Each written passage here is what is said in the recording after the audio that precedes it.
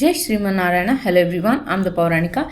Welcome to the 72nd episode of Sri Mahabharata as written by sage Vedavyasa.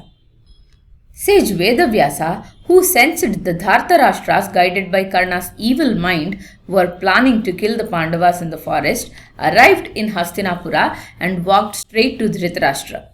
He said, Dhritarashtra, listen to me. I did not like Pandavas being sent to forest by deceit. Once the tenure of 13 years gets completed, they will come for the Kauravas. Despite knowing this, your fool for a son is planning to kill them. Stop him at least now. In his attempt to kill the Pandavas, he will end up dead in the forest. One should not fight with one's own. Stop your son Duryodhana from committing any further atrocities against the Pandavas. I suggest you to send him to the forest alone and ask him to live with the Pandavas. That way, if they grow a certain fondness towards him, consider yourself blessed. Your son's life will be spared. Then Dhritarashtra said, Mahamuni, I did not appreciate the result of the gamble. Neither did Bhishma, Drona or Gandhari. I think it is in my destiny to be responsible for the event. Though I know my son is a fool and is responsible for all this mess, I am not able to disown him. Vyasa said, O son of Vichitravirya, I understand that nothing pleases a man more than his son. A man considers his son as his greatest asset. In this regard, a conversation took place between Devendra and Surabhi. One day, Surabhi, the divine mother of cows, went to heaven and cried. Then Devendra asked her the reason for her sorrow. Then Surabhi said, Devendra, look at that cruel farmer.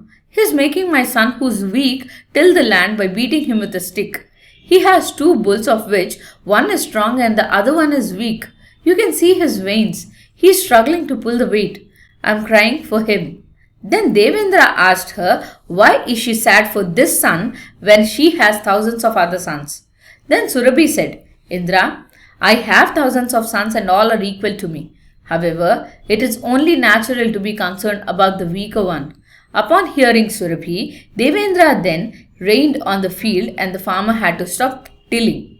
This gave some rest to the bull. Remember the words of Surabhi. While both Kauravas and Pandavas are your sons, you need to be concerned about the ones in hardship. If you wish for the well-being of the Kuru lineage, you must convince your son to be peaceful with the Pandavas, Vyasa said. Then Dhritarashtra said, Learned one, I understand the importance of your words. So does rest of the kings. You are someone who always wished our well-being. Therefore, at least for my sake, order my son on what needs to be done. Then Vyasa said, Dhritarashtra, sage Maitreya is coming here after meeting the Pandavas in the forest. He will guide your son on what needs to be done. Ask your son to follow the sage's orders without any question. Be careful to be respectful towards him.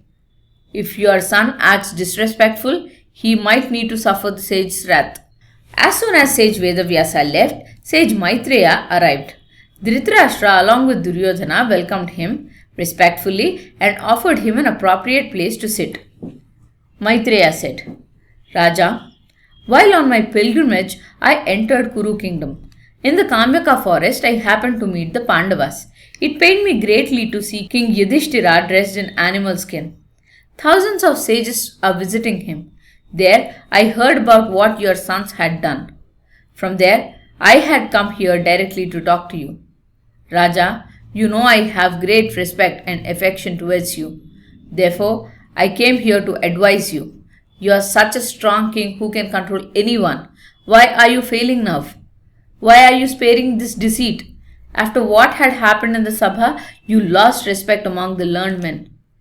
Then Maitreya turned towards Duryodhana and said, Mahabahu, listen to me. Don't deceive and hurt the Pandavas. They are your brothers and also great warriors. Bhima has the strength of 1,000 elephants and he killed Rakshasas like Hidimba and Kirmira. Earlier he even killed the mighty Jarasandha. They have the support of Krishna and sons of Drupada. No man can ever face them in a war. Don't succumb to anger or jealousy, Maitreya said. While Maitreya was speaking, Duryodhana smiled and looked away from the sage and he slapped himself on his thigh. This angered sage Maitreya and he cursed Duryodhana. You will pay the price for your arrogance. For all that you have done to the Pandavas, a great battle will take place, and the mighty Bhimasena will break your arrogance and your thighs in the battle. As soon as the sage uttered the words, Dhritarashtra pleaded to sage Maitreya that it must not happen.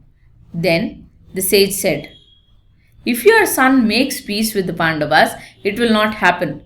If the battle is to take place, this curse of mine is bound to happen. Then Dhritarashtra asked, Mahamuni, you mentioned about Bhimasena killing Kirmira. Can you please let me know how did he do that? Then sage Maitreya said, Your son is disrespectful and therefore I don't want to stay here anymore. Find out about Bhima's valor from Vidura. He said so and left. Thank you. Jai Sriman Narayana.